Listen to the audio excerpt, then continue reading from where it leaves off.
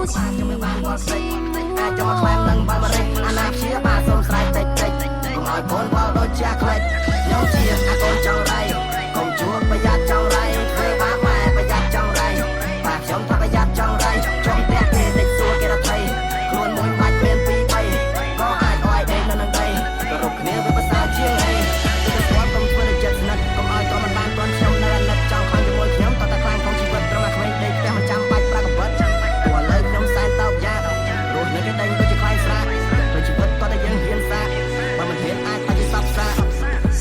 ចោលតាមផ្លូវអត់សំដៅទៅរកលឺជីវិតយកសែនជ្រៅមិនក៏សែនងងឹតថាខ្ញុំគិតតែគិតចង់ពេលខ្ញុំនេះគឺជាពេលបាច់កូនស្រីគេមិនចង់ឲ្យមកចិត្ត